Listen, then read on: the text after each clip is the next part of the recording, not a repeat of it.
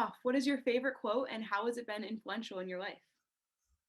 My favorite quote is it's a Theodore Roosevelt quote. I wouldn't be surprised if I'm not the only one that says this one, but it is one in one of his speeches. It is not the critic who counts, not the man who points out how the strong man stumbles, or where the doer of deeds could hold on.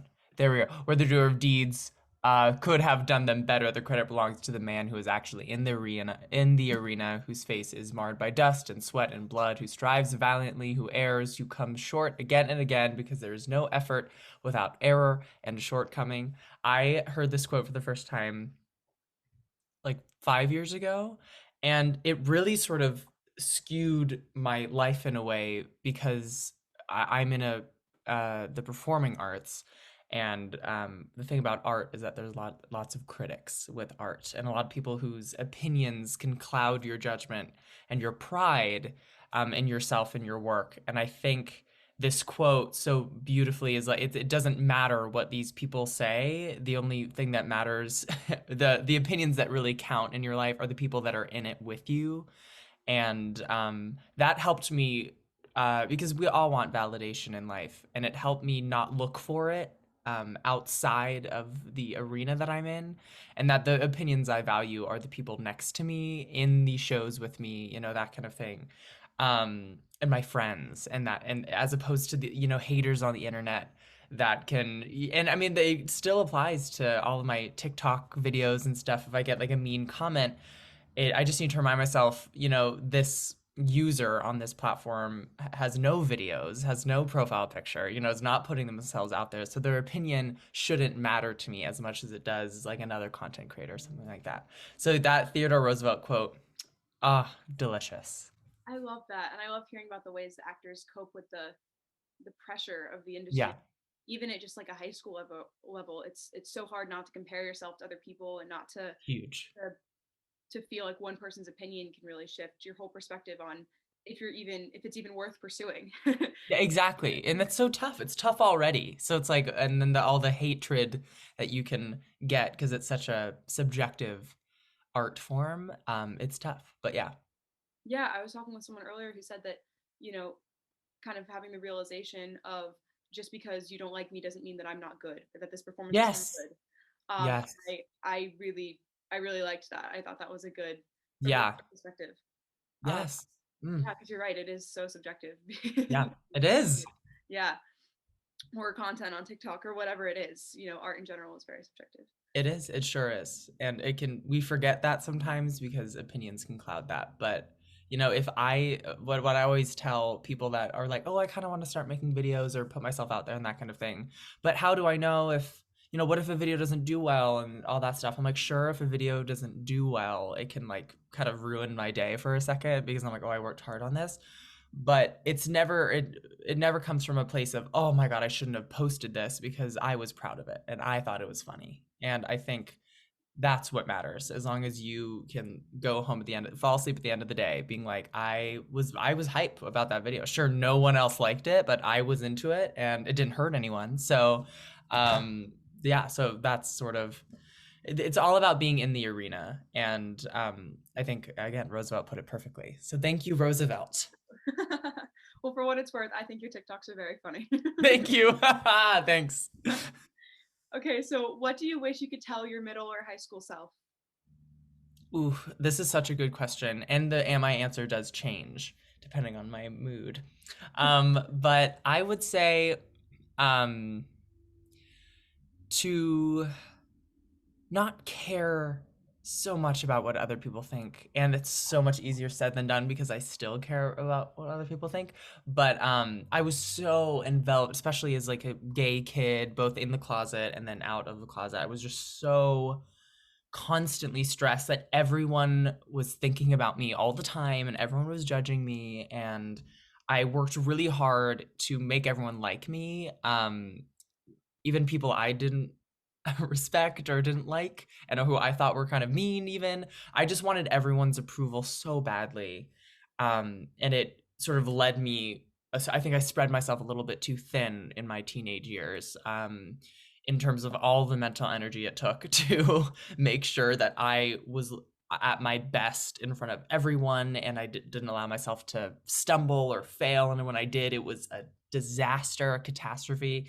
So I just to not quite care so much about other people's perception, like follow my own path as opposed to worry about everyone else's. I think something I hear a lot, and I always need to remind myself, like on a weekly basis, is no one is thinking about you as much as you are.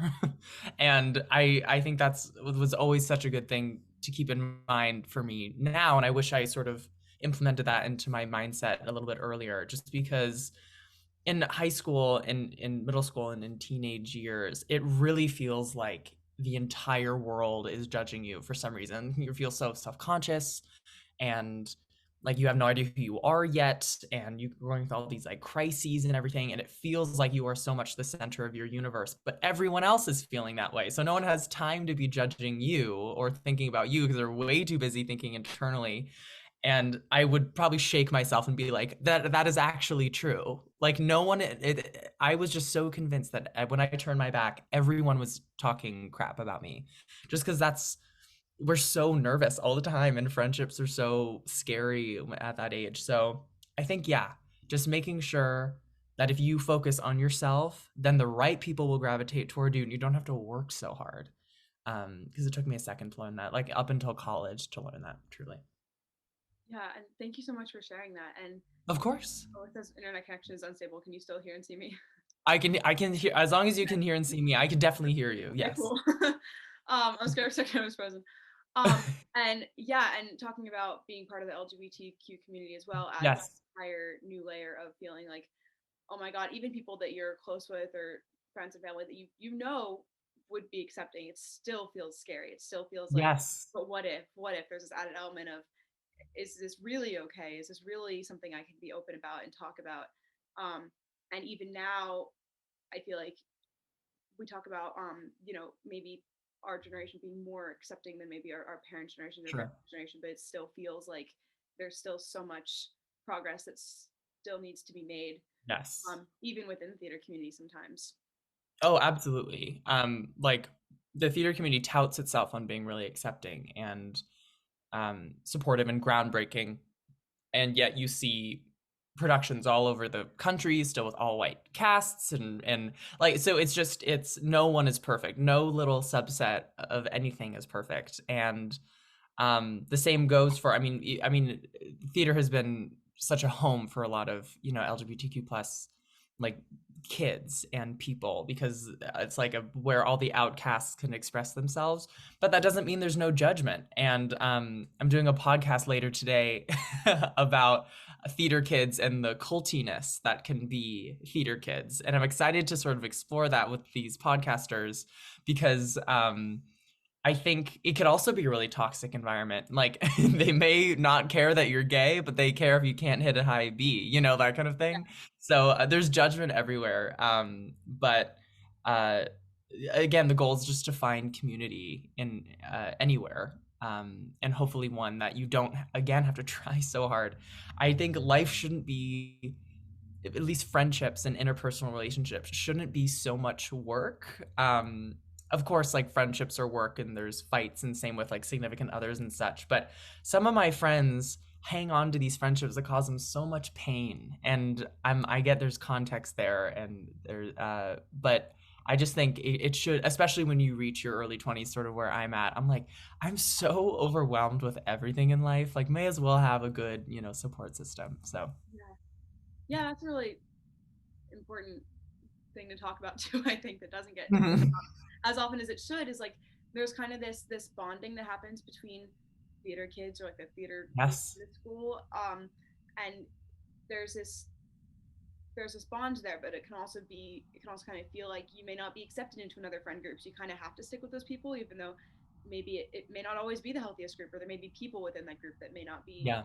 um, that may not be uh, healthy friends, Yeah. have healthy relationships. Yes. It's like with anything. I mean, if you're playing a sport, not everyone on your lacrosse team is going to be your biggest supporter. If it is, then stay on that lacrosse team forever, please. But with any community, you find home, and then some part of your identity can get sucked into that home, and then you can find yourself surrounded by some bad apples. But that's with any community. It's just a little bit more vulnerable in a theater setting because you're crying and talking about your feelings and all that stuff. So it can be a little bit scarier as opposed to on the lacrosse field where maybe you're doing that, but certainly not what I did when I played lacrosse. This is true. So what was your biggest struggle during your teenage years, and how did you overcome it? Ooh, I think I touched on it a little bit, but in an effort to, please everyone else, I think I really did lose sight of myself, and it became clear to me in my high school, later on in high school, that I was one of those people that it really seemed like I was thinking about everything I was going to say before I said it, and it made, I think, things sound disingenuous, and I think I was a good person to get along with, but I did not let a lot of people very close to me. I had close friends, but even then, I wouldn't tell them everything. So it was I was the king of having many friends, but feeling really lonely because I didn't let a small number of people in closely, which I think is always the better move, as opposed to having a lot of like surface level friends that don't really know who I am. So it really took up until like my senior year. I didn't get into my early decision school, which was like the world came crashing down. I really wanted to go to Northwestern. Did a summer program at Northwestern. I loved Northwestern, didn't get into Northwestern. Everyone knew I was applying to Northwestern. And it really kind of cracked my world open because this path of seeking perfection in high school and working so hard, being as involved as I could, trying so hard in school, doing these summer programs, and then it amounting to a rejection was probably the best thing that could have happened to me. Of course, it was horrible in the time at the time because it allowed people to see cracks and see that I wasn't this like all American perfect little gay boy like just trying to succeed. And I think it was my second semester senior year that I solidified some of the best friendships I have that have lasted to this day, because it was them who were helping me pick up the pieces because I was spending so long just trying to keep them together that I didn't really need anyone else's help, or I was like, I can do it on my own. But being able to kind of reach a breaking point was huge for me because then it made me realize that I didn't need to be this beacon of perfection, to keep friends. Like in fact, I think it probably made me less desirable as a friend because who wants a friend that is perfect or that that kind of thing. So that was probably my biggest struggle. Of course, coming out of the closet and being gay was like horrible and a horrible it was just so much, coming out was so difficult even in the Bay Area where I grew up, which is a very liberal and accepting environment. It's still hard, like what you mentioned. It doesn't really matter like where you are. It can still be so difficult. But I think I counterbalanced this, what I perceived for so much of my life as a flaw, which was my sexuality. I think I tried to make up for it by being an all-star student and being as involved as I could. So yeah, I think I it took me a while to figure out that I didn't need to be make up for this thing like being gay. It's like, sure, I'm gay, but I get really good grades. Like so it was like, hey, look at here. Like you don't need to care about the gay thing. I think that's what I was doing for a lot of my high school years. So I think now I can live in the messiness a little bit more, and what a more joyous lifestyle as opposed to watching everyone play in the mud. I can play in the mud, like that's so much more fun. So that was my long-winded answer to your question. I think it's a lot of people in marginalized communities, especially youth, they either it's like you can do two things: either they sort of give up on school or they don't like trying because they feel um like they're not enough or that kind of thing, or they counterbalance that and try so hard and I think lose themselves in it just so they can feel like that they're still a great person despite this thing that people have a problem with.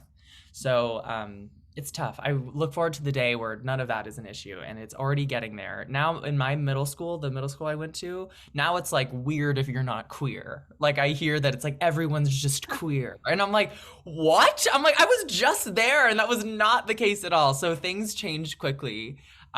Which is exciting. So I hope that youth don't feel as much, pain as people even my age or especially people older than me had to go through. You know what I'm saying? Yeah, and yeah, Yeah. you said it too. I live in South Florida, so in response to recent events, a lot of classrooms in my school have put up pride flags, just like all around the classroom, just like all around our, and I are they're like the little ones, and they'll like put them Mhm. up on the walls and stuff. But in my performing arts department, our performing arts department director, she has this huge one that she just like she has all the little ones and they're like all over the place, and then there's this huge one that she just put in the middle of the hallway, like with all of our posters and stuff. And I was just like, this is amazing. I love, oh my gosh. Yeah, it's like, sure, I'll put up the little one, but I'm gonna put up the big one. Yeah, I I love was like, I that. was complimenting her. I was like, oh, thank you so much for doing this. And like, I was looking at all the little ones, and they were all the Rainbow Lions Club. My school was Yes. what started that, but I was telling her how much I appreciated those being so present in the performing arts department specifically, and she was like, oh yeah, well, did you see the big one in the hallway?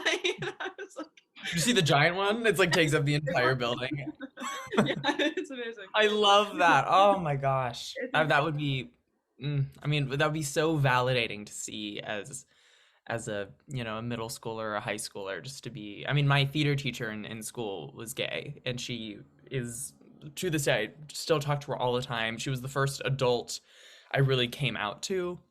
And I'm like, but what if she wasn't? What if she wasn't gay and I didn't have this outlet and I didn't have this theater teacher in my school? Like, it probably would have taken me so much longer to come out to the world. Like, I came out officially in acting class my sophomore year of high school. It was like part of a speech unit. And I was like, I'll make my speech like a coming out speech. But I'm like, what if I didn't have that? Like, I just went to this school that happened to have a good theater department in the Bay Area. But I mean, if I didn't have access to teachers like what you were saying, that are that put their acceptance at the forefront and their allyship at the forefront, I just don't know. I mean, every school needs people like your performing arts teacher. It's so true. Oh, it's so important. I completely agree. Mhm. I'm so grateful to be having the experience that I'm having and having those influences in my life, and it's just really amazing. And I'm I really love it. grateful for it. Yeah, Mm. yeah. So what book or TV show or movie or musical or play or anything do you wish that you'd been introduced to sooner in life, and why? I have been thinking about this so much. Um, since I got your email because I there are a few that come to mind. Into the Woods is one of them. I just wish I discovered it earlier. I um because I was, shoving down the gay part of myself for a long time. I've always loved musical theater. I mean, I think that much is clear. But I there was a big part of my life where I didn't get to know more musical theater because I didn't want, people assuming that I was gay. And I'm like, people could smell that on me already. But I loved High School Musical growing up, and I loved The Sound of Music growing up, and all that stuff, and Annie, and but that was sort of it. And then Mamma Mia came out, and then Hairspray came out, and like those, because everyone liked those, I was like, oh, no one's gonna, think anything differently of me. Whereas with some of these musicals, like with Into the Woods and Stephen Sondheim shows that were a little just more niche and a little bit more took a little bit more brain power to watch them. I didn't know anything because I didn't put in any work into like know musical theater more. So when I saw Into the Woods for the first time in high school, I was like, what? This has been here this whole time. This musical that like takes all these fairy tales and then the second act just turns them on their head and is so touching, and like the message of no one is alone, I think would have really helped me earlier in life. And I and I just it would have probably it cracked open my true love for musical theater earlier if I so selfishly I'm like I would love to have known Into the Woods because maybe I would have gotten into performing earlier if I was like musicals like this exist. It was just such a crazy, it just blew my mind that musical, and it still does to this day. But another one that comes to mind is Angels in America, the play, just because that play is why I came out to my theater teacher, because I was doing a scene from it in acting class. And she, before giving me the scene, she like pulled me aside into a tech booth and was like, "So I'm giving you this scene. It's from Angels in America." And I'm like, "Okay." And she's like, "It's about the scene is about like a Mormon guy who's married to a woman, but he's gay. And like, that's like the scene." And I'm like, "Okay." And then she's like, "So is that okay?" And I'm like, "Are you asking me if I'm gay?" She's like, "I'm not asking you anything." And I'm like, "I am gay." And I like just started crying. But that scene, and then I was, of course, accepted the scene and then did it in class my freshman year and then came out the next year. But uh, that, it was just seeing such complex gay characters, like reading them and then getting to play them. I think it was the first time I thought for a second that I'm like, I could play gay roles like professional, like later in life. I can play, I won't have to hide my femininity or hide, like, just hide so much of myself. And in order to like book a part or play a part and that kind of thing, still to this day, straight roles are the vast majority. So it's like a lucky win if you get to play a gay man, because also straight men love playing gay men. So it's like, oh, cool. But I think that would have probably gotten me into theater earlier as well. If I was aware that like that could be a future and like there could be gay roles, represented in media played by gay actors, I think that would have kind of blown me away, because it only and I didn't audition for any colleges later in life, like my junior year of college or whatever, or senior year of college, because I was like, I don't know if I can make it in this industry. Like, I'm gay. Like, what? And then upon studying theater in college and living in LA and everything, I was like, oh, that's like actually a win. Like, being so yourself is like begets work. And I think Angels in America, to bring it back to that, would have taught me that a little bit earlier. If I, but it's very heavy subject matter, so I'm like, would I wanted to have discovered that play earlier, like the HIV/AIDS epidemic and like people dying? Maybe. I just didn't come from a theater background, so those two plays, musical play, come to mind because I feel like I got sort of a lot of people got a head start over me having like a theatrical family, and mine was just my grandparents loving Rodgers and Hammerstein. So I It had to is do some so work. interesting. It's so interesting that you say that. I just played Little Red Riding Hood in Into the Woods in February. Oh my God. Oh, what I would have done to see it. It's um, amazing. it was a lot of fun. I gotta be honest with you, it's probably one of, if not my favorite role I've ever played. I Oh think my Beth gosh. March in Little Women was a You was played probably, Beth? I did play Beth. I played Beth. Oh, some things are meant to be. That show ruins me. Oh, Oh yeah, no, it was yeah. My mom cried every night. I would have cried. I cry every time I listen to it. It is, oh, that's good. Well, Ooh, well, the girl who played Jo with me in Little Women is the same girl who played Cinderella in Into the Woods, and iconic. um, and we started on the show in October. We performed it in February, and in December, we lost someone that was a family friend of ours, Oh, and I'm so and sorry. during No One Is Alone, and we're very close friends in real life, and it felt like, I'm getting chills. It felt like such a magical Yeah. thing because we weren't acting. No, we no, weren't no, no, no, imagining, no, no, no. we weren't thinking about the story as much as we were thinking about this person that we lost and really genuinely being there for each other in real life.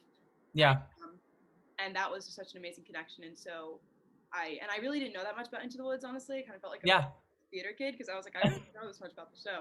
I knew Red Riding Hood was in it, and that was basically it. And I was like, all yeah. right, Of course, you're like, I'll play Little Red, I guess. yeah. I was like, all right, okay. I actually didn't audition for Little Red, but Oh my, I auditioned for Baker's Wife.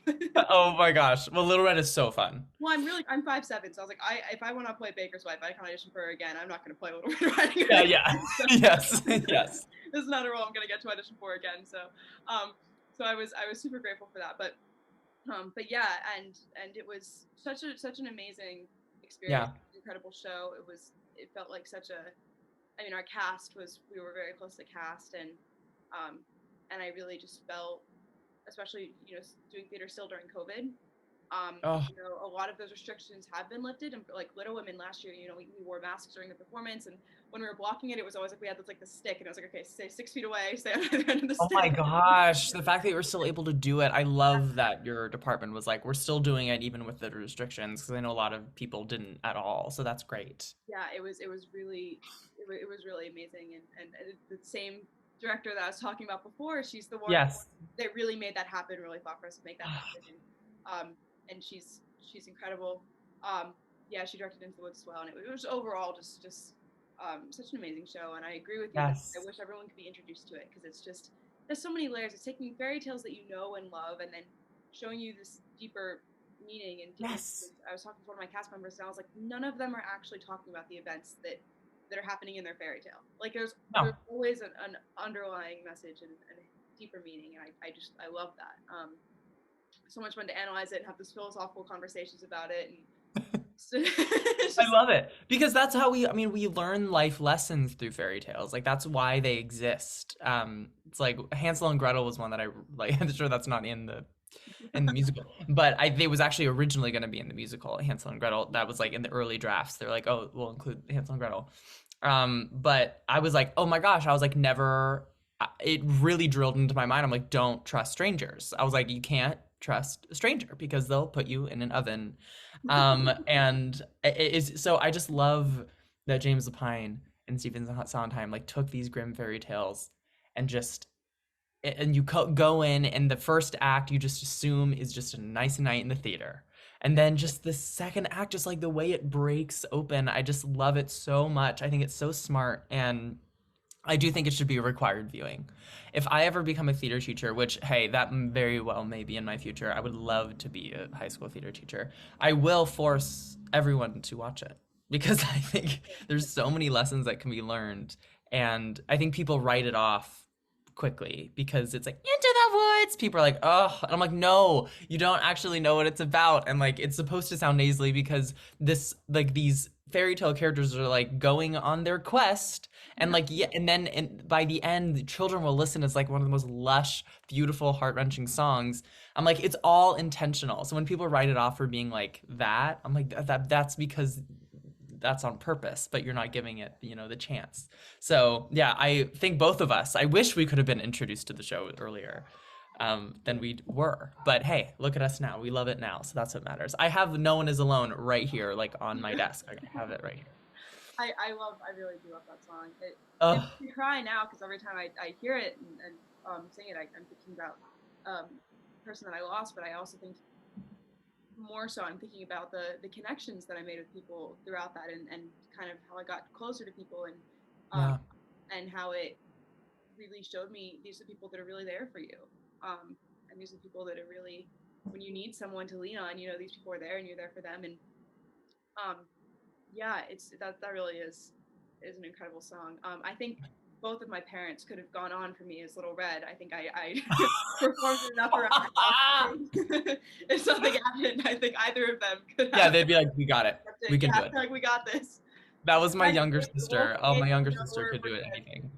I love that. Family, supportive family. Oh If yeah. I ever, like, my sister was more, when I did Oklahoma my freshman year of high school and it ended, my sister was more sad than I was that it was over. She was 3 years younger than me. She like saw it every night and just had such a crush on everyone in the cast. And I was a freshman in high school, so she was in middle school, and she's like, well, she had more post show depression than I did. I was like, that is a real one, my sister.